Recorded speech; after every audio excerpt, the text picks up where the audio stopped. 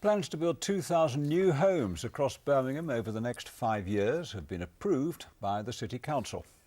Almost 1,500 will be up for rental. The plans involve major housing and regeneration schemes in Kings Norton, Medway, Bromford and Yardley Brook. The city needs around 80,000 new homes by 2026. Over the last couple of years, we have built over 1,000 homes, 650 council. Over this development over the next 5 years, we are aiming to provide over 1,500 council homes. Those will be going to much needed families that have been crying out for houses, council homes for a number of years. For the first time, not only are we building, but we're the biggest housing developer in Birmingham now. Earlier I spoke to Helen Williams from the Empty Homes Agency, a charity which campaigns for derelict and deserted houses to be turned back into livable properties. And I began by asking her whether investing cash into a house building programme was enough. Well, new home building is really important given the scale of housing needs across England.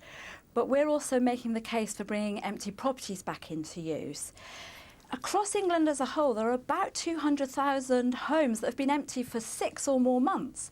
And it's commonly accepted that that's the kind of number of homes we need to be seen to have across the country, more new homes each year.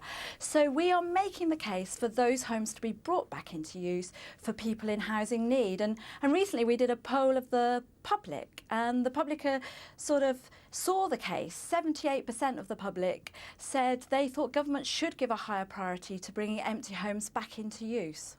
And is it particularly critical in the West Midlands? Well, actually, it's critical across all issues, all parts of England. In every area, there are kind of more people on housing waiting lists than there are empty homes.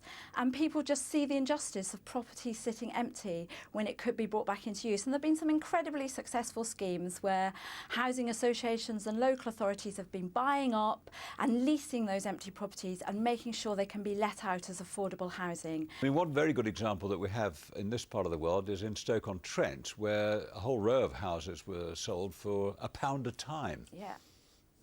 That's an excellent scheme, and we're encouraging more local authorities to look at the possibilities of doing that.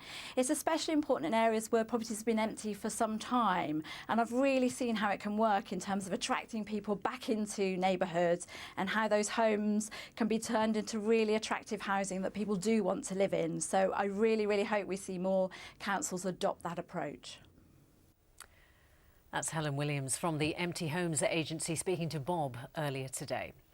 Some news in brief now.